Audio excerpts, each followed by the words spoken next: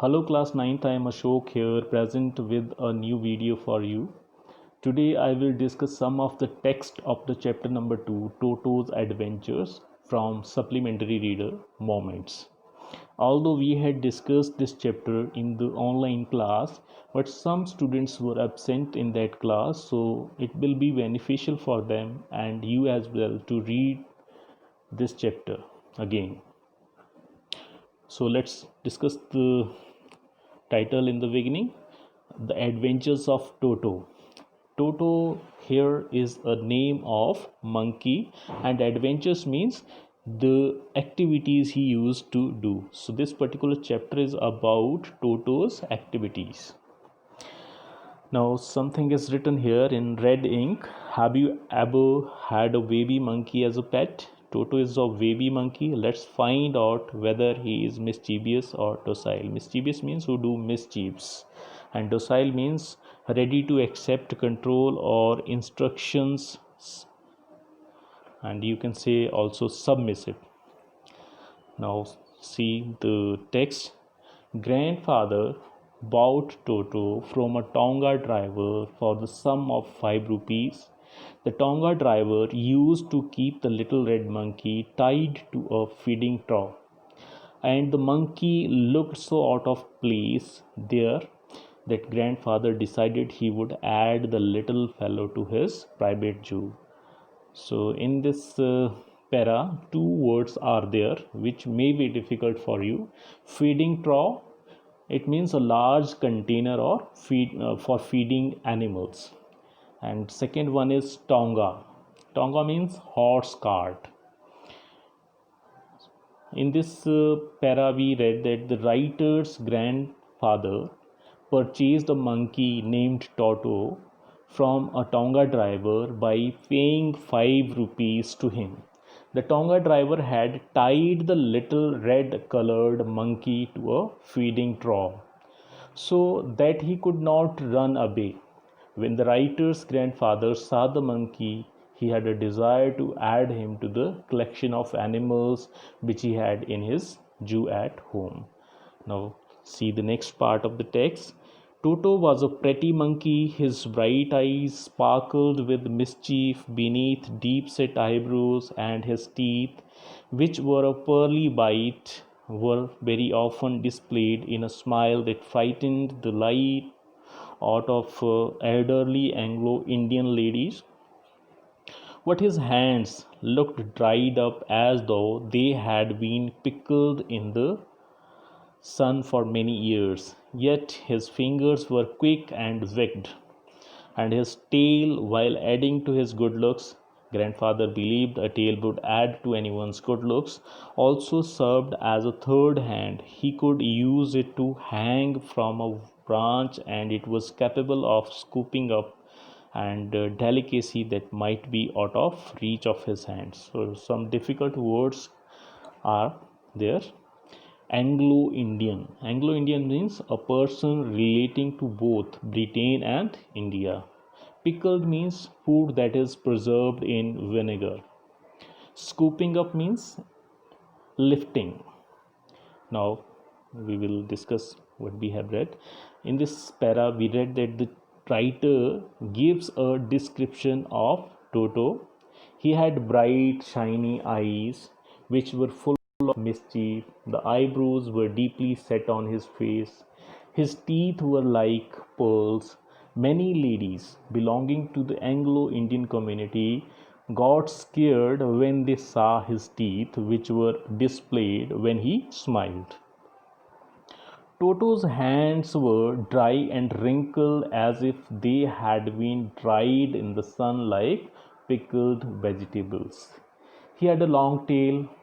The writer's grandfather thought that the tail added to the good looks of an animal. Toto's tail was like a third hand for him. It helped him hang from the branch of a tree. He also used it to lift objects which were beyond his hand's reach. Now see what is there in the next part. Grandfather always first when grandfather grandmother always first when grandfather brought home some new bird or animal. So it was decided that Toto's presence should be kept a secret from her until she was in a particularly good mood.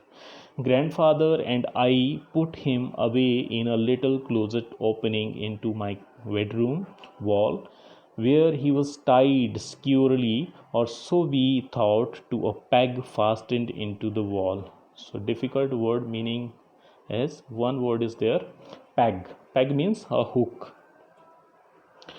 The writer's grandmother was against the grandfather's attitude of bringing new pets, birds, or animals.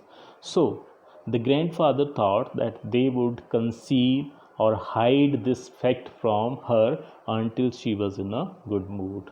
At that time, they would disclose this to her. The writer and his grandfather secured Toto in a little cupboard in the writer's room. In order to be sure that Toto did not escape, they tied him to a hook in the wall. Now, see what is there in the next part. A few hours later, when grandfather and I came back to release Toto, we found that the walls, which had been covered with some ornamental paper chosen by grandfather, now stood out as naked brick and plaster. The peg in the wall had been wrenched from its socket, and my school blazer, which had been hanging there, was in shreds. So, in this part of the text, we read that the writer and his grandfather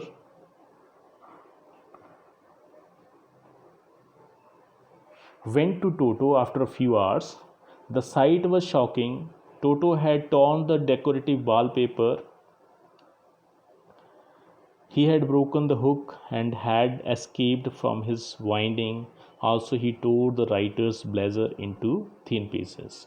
Some difficult words here in this para were: ornamental means decorative, naked means uncovered, wrenched means broke, socket means attachment, shreds means cut into thin slices. Now we will see the next part. I wondered what grandfather would say. What grandfather didn't worry, he seemed pleased with Toto's performance. So, the grandfather was quite delighted to see Toto's adventure. He felt that Toto was very clever. He is clever, said grandfather. Given time, I am sure he could have tied the torn pieces of your blazer into a rope and made his escape from the window. So, this was the opinion of grandfather about Toto. He said that if they would have given him more time, he would have tied the thin pieces of the writer's torn blazer into a rope and would have escaped out of the window. Now, next part. His presence in the house still a secret, Toto was now transferred to a big case in the servants' quarters, where a number of grandfather's pets lived very sociably together. A tortoise, a pair of rabbit, a tame squirrel, and for a while my pet goat. What? The monkey wouldn't allow any of his companions to sleep at night. So grandfather, who had to leave Dehradun next day to collect his pension in Saharanpur, decided to take him along. So difficult word here is sociably. Toto was shifted to the servant quarters. He was put in a case. He would live with other pets in grandfather's zoo. The zoo comprised of a tortoise, a pair of rabbits, a squirrel, and the writer's pet goat. Toto was very mischievous. He did not let the animals sleep at night. The writer's grandfather had to leave for Saharanpur the next day, so he decided to take Toto along as he was unmanageable. Now see the next part. Unfortunately, I could not accompany grandfather on that trip. What? He told me about it afterwards. A big black canvas kit bag was provided for Toto. This, with some straw at the bottom, became his new abode. When the bag was closed, there was no escape. Toto could not get his hands through the opening, and the canvas was too strong for him to bite his way through. His effort to get out only had the effect of making the bag roll about or on the floor or occasionally jump into the air. An exhibition that attracted a curious crowd of onlookers on the Dehradun railway platform. So here one word is difficult for you, I think, that is abode. Abode means home. So in this part of the text we read that the writer was disappointed as he could not accompany his grandfather and Toto on the uh, trip. His grandfather narrated the happenings of the trip to him later. He had got a special bag for Toto. It was made of a strong material canvas. He placed some dry grass at the bottom of the bag. On the trip, the bag would be Toto's home as he would live in it. The bag had a zipper on top of it. The writer's grandfather ensured that when the bag was closed, Toto would not be able to escape out of it. Neither could he come out of the opening, as it was closed with a zipper. Nor could it bite the strong canvas material in order to run away. Still, Toto made unsuccessful attempts to come out of the bag, and due to this, many times the bag would roll on the floor or it would certainly jump in the air. These movements were noticed by the people on the railway platform and made them curious to know what was inside the bag.